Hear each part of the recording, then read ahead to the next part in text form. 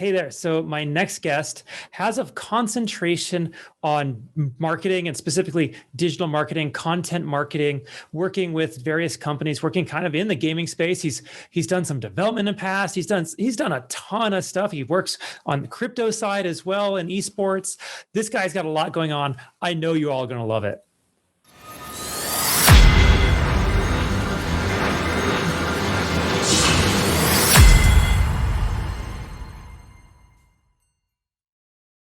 Hey there, everybody. Welcome back to the Gamerpreneur podcast. I'm your host, Dr. Bradford Carlton.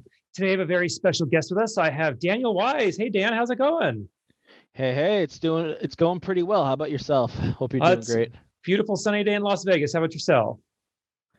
Oh, you're in Las Vegas. I actually didn't know that. Oh, nice. Las Vegas is pretty nice. I'm pretty snowy out here. It's really freezing cold out here in New York. We just had snow not that long ago, so just trying to keep warm. Absolutely. I understand. I lived in Akron, Ohio for 9 years, just right off the lakes. So lots of lake effect snow. I understand cold. Lake effect snow. I like that. I remember that saying when I was up in I actually went to school in Oswego. It's like upstate New York, right by the Great Lakes. It's we get a lot of lake effect snow there, and when I first experienced it, it was pretty brutal. I didn't own clothes thick enough. All right. So, Dan, I like to get the show started just kind of getting right into it. So why don't you begin by just telling us a little bit about yourself, please? Sure. So basically, my profession is within the marketing field, more specifically content marketing. So what does that exactly mean? It means that I work a lot with whatever gets published onto websites, basically to social media, YouTube. I have a bit of a background in producing videos, very basic, and I also have a background in mostly writing. So predominantly my strongest suit is writing, and that's what I've done for a lot of different clients. I produce content from technical to creative for several different companies within gaming as well as esports and also in cryptocurrency. So I've had pretty much an extensive background within the gaming world per se. I actually worked with a development team to actually produce an indie game where I actually got to go to PAX East and actually display it for their indie dev showcase. After that, I also was on top. I was actually on board with an esports team. The first one that I ever worked with was known as Scythe Esports. They were a pretty good team. They had one of the top players in South Korea, whose name was Zest. He was he was actually a pretty big deal, and he was very big on the StarCraft scene. And we also had quite a few professionals in the Heroes of the Storm League as well.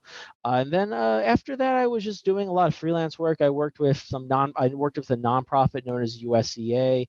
I also worked with Claim to Fame Entertainment, which is an app company, and I've also worked with a esports betting company that specialized in crypto. It was known as Endgaming Esports.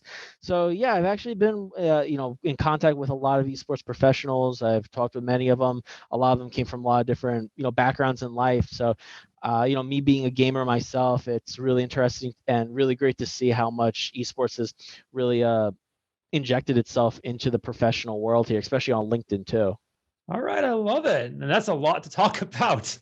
All right. But before we get into any of that, I start every interview with a single question. So I'm going to ask you just like I ask everybody else.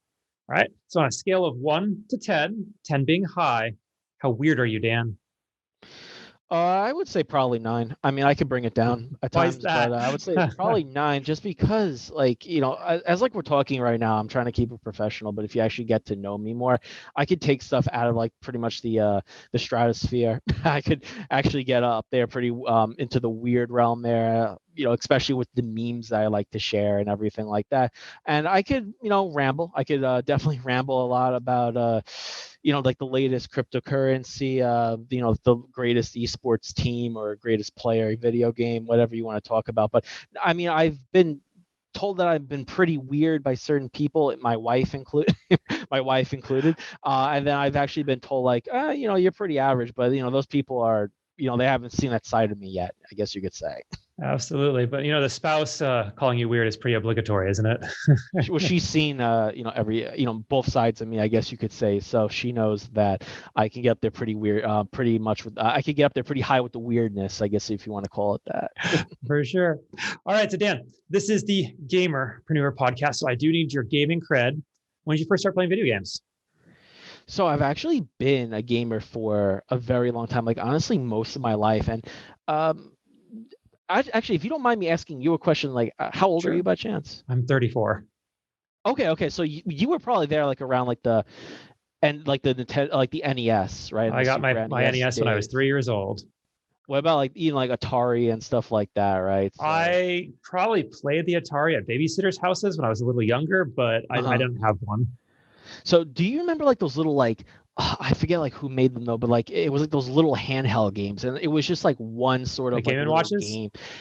Kind of like that. It was like these little like I guess kind of like a Game and Watch game, but it was like literally like one sort of like game, and it was normally like a platform like jumping up and down, and it was all like pixelated like in a screen.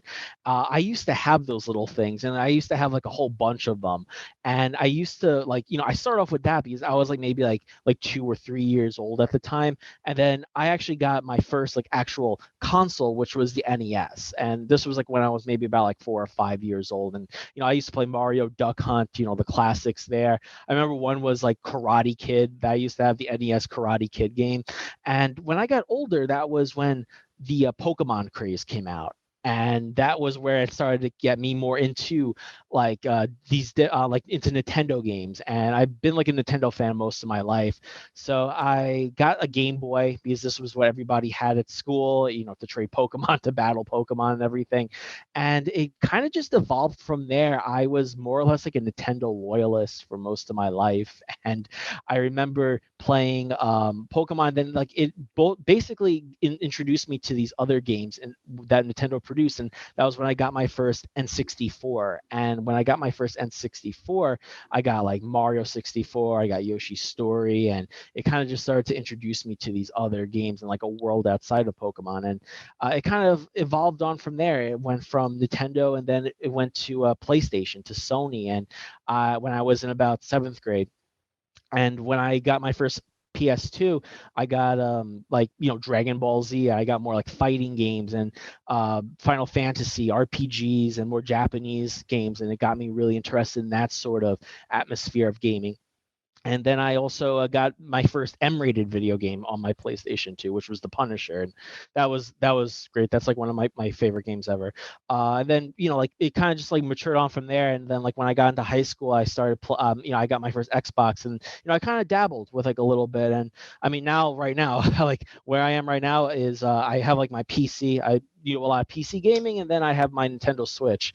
So it's kind of funny how like the PC just kind of dominated everything. And when I got introduced to PC gaming when I was like around, I guess like maybe 17 or so, I really just saw like, wow, this is great. Like, like this is awesome. And you can like really control the resolution. You can control the modification of your in a way here, like your console in a way here, which is actually the PC rig.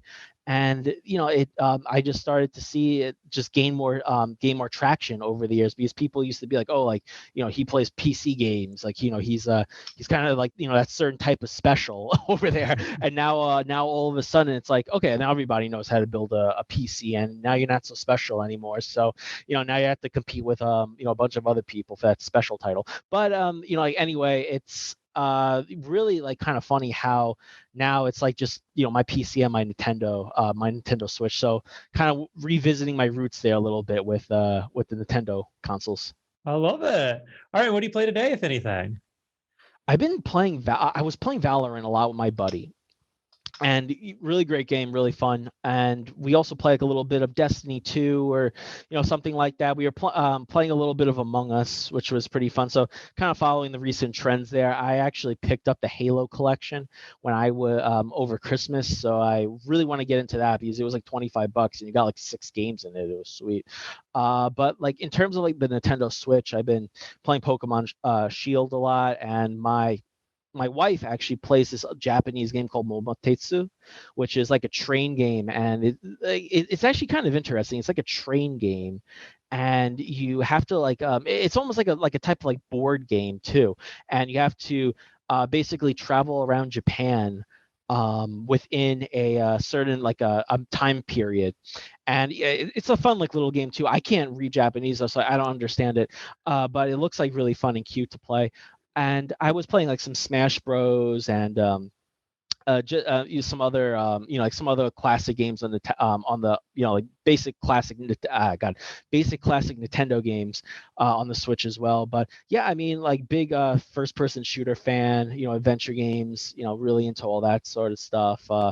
Basically it's something, I'm open to trying all different types of genres. So yeah, I mean, like, I'm always interested in seeing like the latest trends and hearing about it too, which like with that other game there, Among Us, that was actually a really interesting game, how that kind of like sprouted up, because it's such like like the art and everything of it is so simple, yet It's so like the functions captivating. of it, it's so captivating too. But you know what it was that made it, I think, successful?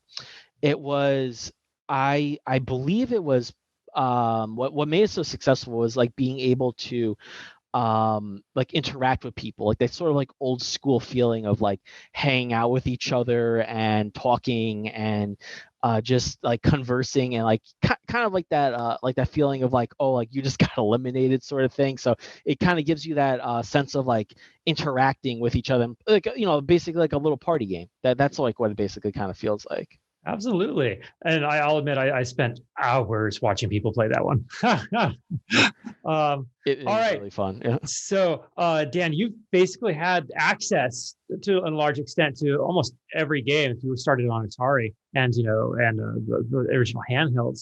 If you had to pick one as your all-time favorite, what is your one all-time favorite game? I would probably say my all-time favorite game out of all of them would have to probably be Pokemon Red and Blue versions. Like if I could just pick one, and I would say because that was just like it came along of like a time like in my life where I was pretty young, so like the game was pretty challenging and it was like a new concept. Not like today, like with the Pokemon games, like where it's like your rivals, like your best friend, and they basically hold your hand with every little thing that you do. Like it was actually like you had to figure out stuff for yourself. So it was actually kind of challenging, and it's actually kind of funny because when the game was available on the Nintendo eShop, I actually downloaded it and I was playing it on my Nintendo 3DS. And I was like thinking to myself, like, for me, this is super easy, but like for somebody that never played this game before and from a newer generation, this is actually going to be kind of hard because video games back in the day, like they were actually kind of more difficult than how they are today. Like now you have like explanations like coming up like every here and there, like to basically kind of handhold you. But back in the day, like you had to figure out stuff yourself. Like if you look at the Nintendo 64 games, the GameCube, the Game Boy games, even some GameCube games, you had to like really like figure out like the puzzles, and you had to really figure out the mechanics all on your own. Like there was maybe a short tutorial or like a handbook that came with it, but you had to really go about it yourself to figure out things out. So back then, like games were definitely a lot more challenging, and seeing like how games are today, it's they're still fun, they're still entertaining, but they just don't have that same like level of like having like a thought process, and like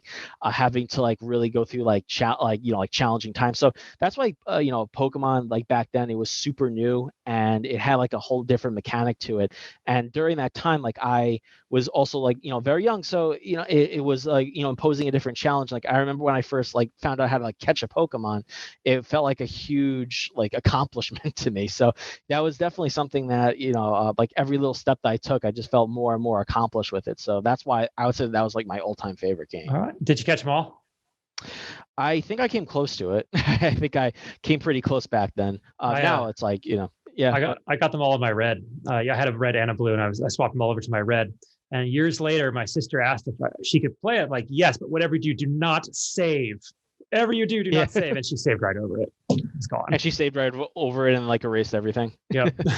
Oh boy. All right. So awesome, Dan. Let's move over to the preneur part.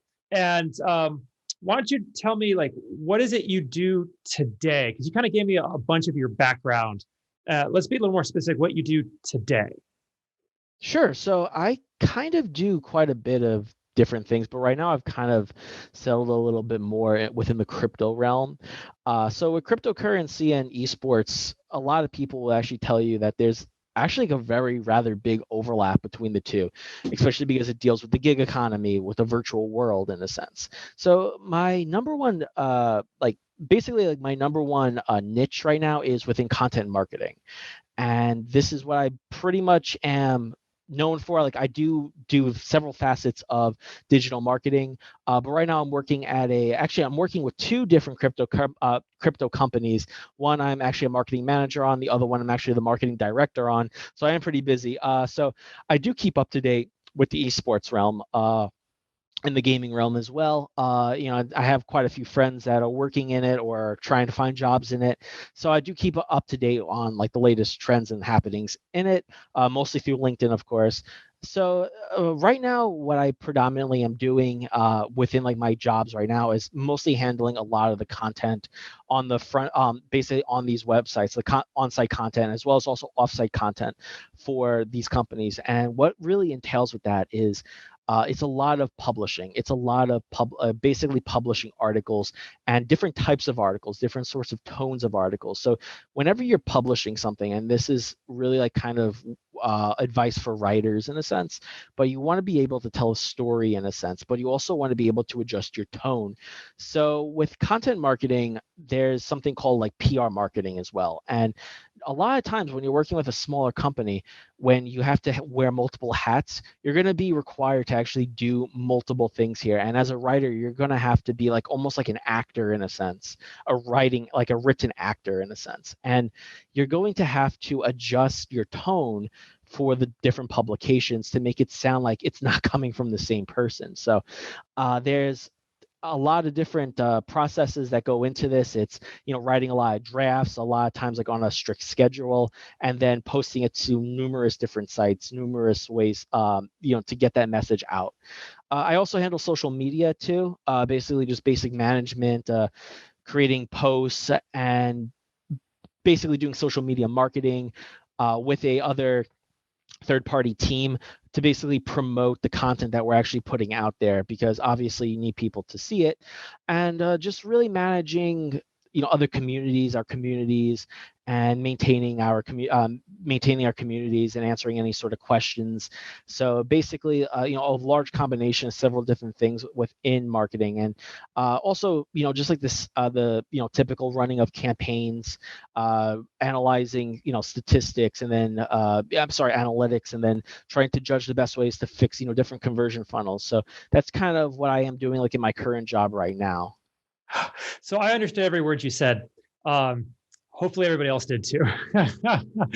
um, let's talk about, because you threw a lot of marketing terms out there, and I found that in the gaming space that a lot of people don't necessarily understand how to do their marketing or what marketing entails or any of that. So let me break things down a little bit further for my audience. How effective is the written word? Because I thought we lived in the YouTube era, online videos are everywhere, Facebook prioritizes videos, etc. Like, does the written word actually have any effect anymore? Written word actually does, and it's kind of surprising that I'm saying that. And as you would probably imagine too, there's a lot of video platforms and video content does very well. And yeah, that's definitely true. Like definitely video content, if you look at YouTube, if you look at TikTok, if you look at Instagram, a lot of this a lot of video content is like the big chosen form of content consumption today. But I would say that written content still is very effective. Like, and in terms of SEO, you know what SEO is. So in terms of SEO, actually, I think it's perhaps like maybe even above video content. And the reason why is because written text, like any sort of text, will be read by Google, will be read by YouTube, will be, basically taken by these algorithms and used to actually rank your content. So when it's writing up a description for a YouTube video, if it's writing up an article, you have to actually do proper SEO research into finding out what keywords are being searched for, or what exactly is are people looking for that you have an opportunity to actually target. So I've actually done this before with my own side projects, and I remember that when I was actually running my own little blog and I was basically trying to look for ways how to get more attention to it, I actually saw an opportunity to actually rate sort of like a tech program that I actually did, very short term, but I actually saw an opportunity to rate this program because not too many people have actually taken it. So I went to Medium and I basically made my own article on the program, and when I published it, I was actually on the front page of Google for that search term. So there's other ways like how to do it as well, like with YouTube SEO. There's numerous tools out there to actually look into and actually use to help assess these opportunities. So I would say, like, if anything, writing and like written text actually can help power video content. And you look at stuff like TikTok and Instagram, and it's not so text heavy, but stuff like Google, like the world's largest search platform. If you look at YouTube, the world's largest video hosting platform, text actually still does matter very much for those platforms. So yeah, I would definitely say that, writing not just SEO friendly content, but also content that readers will actually enjoy is really beneficial. Beautiful. I love it. Okay. Let's talk about the crypto side of things. How Sure. does crypto fit into esports? So when I was working with Endgaming Esports, I actually learned a lot about how exactly crypto can actually fit into esports. And actually not just that, but a lot of people that are into crypto actually also really like esports. And in some cases here, also the vice versa, I would say. I would say that also a lot of people in esports also do like crypto. So the intersection here is mostly within the betting scene. And why exactly is it the betting scene? It's because betting in a lot of states here in the U.S. is actually illegal. And also, like, in certain countries, it might also be illegal. But crypto gives you the ability to be more anonymous in a sense here. So you can actually bet with crypto, and you can also take in the rewards from crypto. But why exactly is it popular with esports? Well, if you look at what's popular with people that follow esports, if you look at the demographics here, like, what are these people's like interests? They're interested a lot in technology, in a lot of different sorts of technology, and this could include like the latest video game console. This could include like the latest smart, like smart car, or any like sort of like IoT like device in the house or something like that. But they probably are very big followers of cryptocurrency because it is an emerging technology. So it's something that also kind of falls under esports, which is also like an emerging sport. It's an emerging scene. So this is like kind of why, because they like that sort of scene where it's something that's new and brand new and tech focused. So that's why you probably might see a lot of people who are also into video games and esports also like a lot of also interested in cryptocurrency. But it's also the idea of that this is the gig economy that we're talking about here, and esports is something that fuels the gig economy. So it's something that is like what section of the gig economy is it really focusing on? It's focusing on more of the entertainment realm, of course. So if you see like the latest esports matches on Twitch, if you see it on like on other streaming platforms too, you see it on YouTube Live. So it's fueling the gig economy side of entertainment. So how do you exactly support these people? Like, how do you support these entertainers? Well, using cryptocurrency is one way of doing it. Yes, there's other ways of doing it too, but crypto is very fast. The transactions are very secure. You can also not have to deal with middlemen. So in a way, they actually get to keep most of those earnings. So there's multiple reasons I think how it can overlap. But I would say that it's the focus mostly of how it's a technology, how it fuels the gig economy, and then also just like the demographic interests of the people that mostly are into gaming that also tend to favor crypto. Very cool. All right. You've thrown a lot at me. Um, let's talk about you for a second. How about that? Yeah, sure. So you do a lot of marketing, and you're doing the thing on the side with the crypto. What makes you good at what you do? So part of the purpose of my show is to allow my audience to see my guests and possibly go, hey, maybe if I'm more like that person, I might be able to get a position like them somewhere. So what unique skills do you have? What unique talents do you have that kind of have brought you to this place of success in your life? Well, I would say definitely the strongest suit for me would probably be both my writing and my growth hacking abilities. So with growth hacking, if you want to know what that is, it's really, it's honestly a little bit hard to define, but if you really look at it from a general perspective, it is basically digital marketing, but I would like to say that it's very aggressive digital marketing in the form that you're really trying to push out content as fast as you can. You're working with several different channels and you're trying to take a different tone to repurpose that content to those different channels, and then a lot of times you're trying to repurpose it to that specific format. So like for example, if you wrote an article and you published it up to Medium, how would you repurpose that for Instagram, which is more tech, like more photo heavy?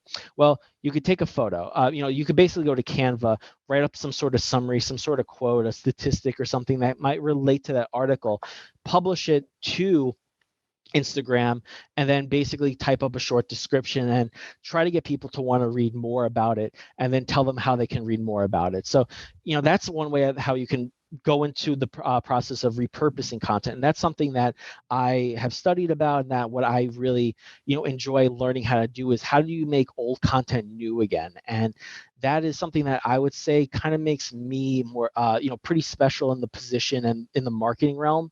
Here is I like to try to find ways how to reuse content. The other thing too is that I would say that I'm just a really fast writer in a sense. So I've actually written multiple articles a day. I remember one time I had to write 8 articles within 2 hours, and I actually managed to do that. And they weren't the best articles, but they were done. But I actually used to think that it wasn't really such a great skill to have, like writing. Well, how many English speakers can write? Well, there you go. But actually, when I was speaking to some of my friends who were actually native, English speakers, they actually say to me like, well, they get writer's block. They don't know what to say. They find it difficult sometimes just to write. And they actually said to me that the skill that I kind of have within the writing and editorial landscape there is actually pretty pretty unique. So I actually wasn't really aware of that until it was more or less pointed out to me.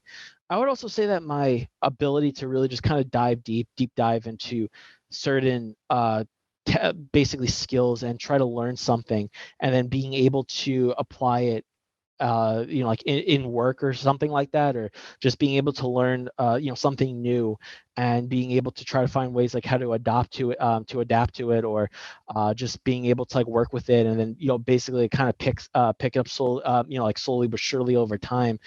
Something else that I have kind of like learned working in the tech field, and also working within gaming as well, because it's very it's very like it can be very unpredictable, especially with startups. So you have to really be on your toes and be able to think fast at times. So that's what I would basically say makes me very unique, like within the marketing realm. Fantastic. All right. So I think you had mentioned that you had to do a lot of study in order to get where you are. What resources do you turn to in order to like sharpen your skills? So I actually went through a period when I was working through and basically trying to sharpen my skills, and also learn a lot of new material. And the website that I went to when I was really trying to beef up my skill set was Udemy.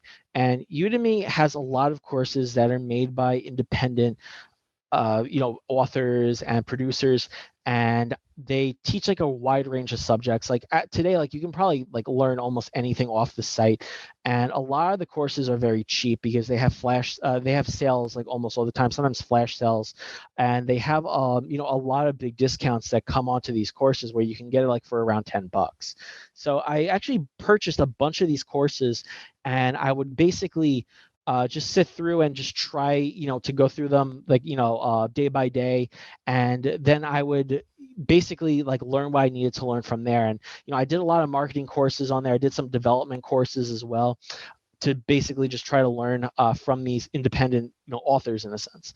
When I wanted to learn something a bit more thoroughly, and I wanted to learn something that I could really like, have down on my resume, I went to Udacity.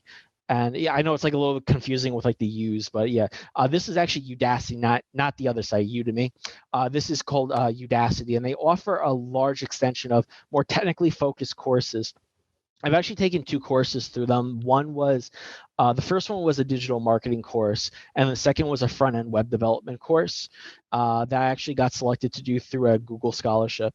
And the first one was the first one was actually pretty good, and like the second one was also pretty good too. They get you real hands-on experience. So like for example, the marketing course, they actually give you a little bit of money to produce your own Facebook marketing campaigns, and they give you a little bit of money to produce your own Google advertising campaigns, and you get to measure those results, and then also like make suggestions of how you would fix it. So they give you really hands-on approach. They have a very hands-on approach. They're really good. Like one of the better online schools that I've taken courses at. So I would highly recommend them if you want to have something down on your portfolio, and also like something to add to your portfolio, and also have something down on your resume.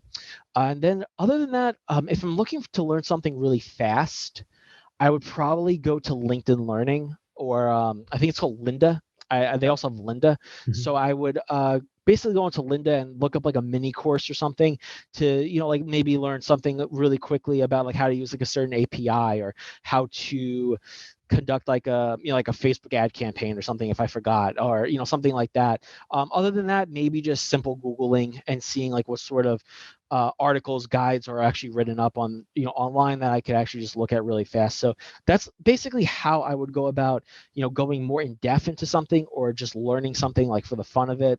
So if it's something that I want to like really go more in depth to, I go to Udacity and maybe pay some money there if I really need to. If it's something that I just want to learn for fun, or something that I think I might use but I don't have to go full too far in with it, then I'll go to Udemy. And then if it's just something that I just need like to assist in my already existing skill set, I just Google it, or I would go to LinkedIn Learning, or Lynda, or just YouTube tutorials really. Beautiful. That's some fantastic resources right there. Thank you. Dan, how long have you been doing all this, the marketing? So believe it or not, I would say probably give or take around 5 years. And I would say it was very off and on, because I really didn't become a like a marketer, I guess you could say, right away. But I was able to really become familiar with a lot of things that digital marketers do use. And believe it or not, within I think it was like 5 years ago, or actually maybe like around 6 years ago. So I was actually more into coding. I was actually more of a developer. And a lot of people say like, oh, isn't that like where the money is? Well, to be honest with you, no, it's not. And it's only, the money's only there if you're actually good at coding. And I wasn't really great at coding, and I didn't really like it, to be honest with you. So, but I'm still happy that I learned like like front end web development skills. And I'm happy that I actually learned like a little bit of like how to read it. But basically going from there, when I was trying to get a programming job full time, I was studying, and I started to get into a little bit more of digital marketing, because I learned that it was a growing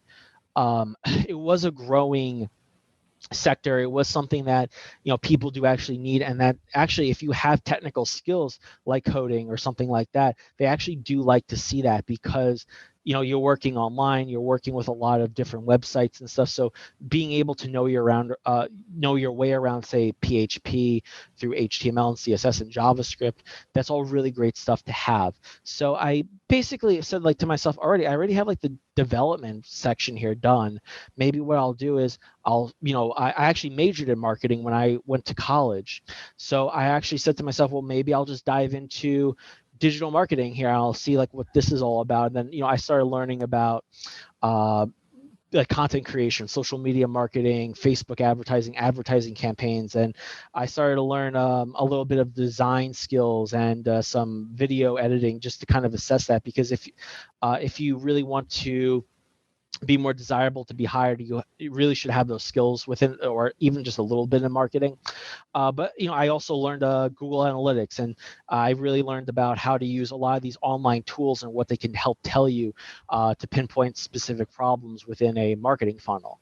So then I went off and I was trying to look around for another job, and I was looking around for some digital marketing roles or maybe development. I was kind of like, back and forth with the two, and I actually picked up some freelance roles, and this is actually how I got introduced into blockchain technology. And I was actually writing articles for a company called Fueled Incorporated, and I was also producing online learning courses for a company called Pack Publishing. So while I was doing that, I basically got my first job with the Beard Club, and I was doing kind of like growth hacking stuff. So it was like a majority of it was basically a majority of like one doing some development stuff, but then it was also doing a lot of content marketing. And then the guys over there just kind of saw that I was more talented within the content marketing front and the marketing front, so they had me basically doing stuff for them full time with marketing, and then that was kind of what kickstarted my career there. So then I pretty much was niching in digital marketing and content management, and that was when I got my my other following job, which was with a New York based startup called Edit, and I was basically the lead content strategist there. And that's kind of like what kickstarted my whole career in content marketing, and like basically led to like what I'm doing now. So yeah, it's I've been involved with it in a long time, but like I was kind of jumping around a lot of different job titles because I was learning a lot of different stuff at the time until I finally settled down in what I was like specialized to do. For sure. Well, there's nothing wrong with jumping around because you found where you needed to be. Exactly. Okay. Now, Dan, I like to ask my guests something personal about this point in the episode. You see, I believe that our failures teach us more in our life than our successes, because you may succeed at something and not realize how you did it. But if you fail, or if it doesn't quite go right, you have to figure out what went wrong in order to be able to improve it the next time. So I'd like to ask you, what do you consider your biggest failure in life, and what did you learn from it? I would say perhaps my biggest failure in life was choosing to go to a coding boot camp. And the reason why I would say that it was because I really didn't need that much knowledge in coding to actually succeed, like to basically succeed in what I overall wanted to do. And at the time, like I taught English in South Korea before basically before all this other before all this other stuff happened. I actually was a teacher in Busan, South Korea. And when I came back from Korea, I actually wanted to go into coding, and that's kind of like what started this whole thing. But pretty much when I came back and I decided to go into coding, I didn't really think about exploring other opportunities in tech, and I went into I basically went into a coding boot camp that a lot of people said was great. But when I went in there, it was very ill managed, and it wasn't really wonderful.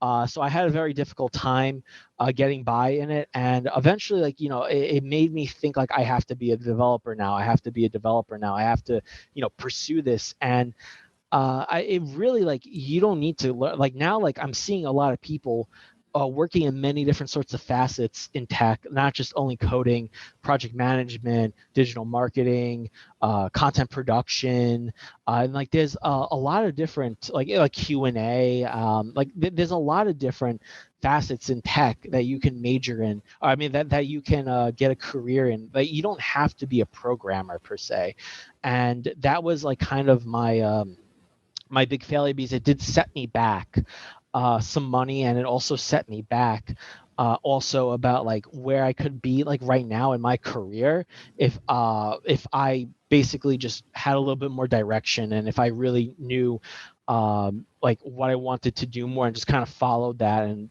just kind of did more research about like what my strengths were and avoided trying to make myself something that I wasn't really meant to be. Okay. Well, thank you for sharing that. Now, on the flip side, what is something you're working to improve on yourself today? I would say today, right now, I'm really looking to try to learn more about design. And it's something that I've really realized that actually, I guess you could say there's kind of two things, or maybe two or three things here. I've actually, the one thing is that I'm trying to get a little bit more creative with my writing. And the reason why is because that is my strongest suit. I am, like I said before, a very big SEO writer. I, an informative writer. I can, really write fast and, all that other jazz. But the thing is that I'm trying to become more of a creative writer, like something that will get people to want to, read something like till the end, and that makes something very interesting. And that's the type of writers today that really do, that are very successful in the content marketing world, like those that can really take a narrative and just run with it. So that's what I'm working on the most right now, because it's part of my everyday job. But I would also say that I want to look to improve myself in the forms of design, which is basically not like heavy duty like a graphic designer, but maybe just more about like the psychology of it, in the sense like what would make people like a certain design over over another designer, who would favor some sort of design like over another one, or just like basically like just kind of knowing how to make something that's decent to look at, because I know that sometimes I make stuff up in Canva really fast, and I'm just like told like this isn't that great or anything like that. But everybody has a lot of different opinions. But definitely I want to try to learn more about how to create more flashier designs, and the same kind of goes for video editing. And video editing, actually, like I was starting to pick it up more, and I was starting to get okay at it over the summertime. I do have to say that the biggest challenge is VFX graphics, being able to implement like effects into a video, and that can be very tricky. And I tried it, went like way above my head, but there's actually like a website where you can get pre-made like prefabs of those effects actually put into a video. But knowing more ins and outs of video editing would actually be really cool for me to learn. So I would say like those like the two big things I would like to tackle a little bit more later on down the road. Wonderful. All right, Dan, this has been a fantastic interview. Thank you so much. How do people find you? How do they reach out to you? Where are you on social media handles? All that, please. They can find me on LinkedIn, basically just Daniel Wise. And if they want to, I guess they can follow me on Twitter if they like to. My my handle is Rare Candy Land. So if they want to find me, they can find me there. Fantastic. All right, now as we wrap this up, do you have any final thoughts you want to share, or anything I didn't ask you think we still need to cover? I would say that if you're looking for a job in esports or gaming, I'm going to tell you right now, it's very difficult. It's something that is very hard to get. But really keep your options open to other industries, and try to focus more on what you want to do, not just necessarily the industry. Because I see a lot of people that were just recently that have just recently graduated from college, or even older than that, just saying that they want to work in gaming or esports. And it's a little bit it's something that you have to remember, is that this is an industry, and it's not you're going to be your profession. So think about what you can do and how that might translate into gaming and esports, and then try to rock with that in a sense. Beautiful. All right, Dan, thank you so much for coming on. I genuinely appreciate it. No problem. Thank you for having me. Absolutely. And for everybody else, I'm going to remind you all, don't be just a gamer, be a gamerpreneur.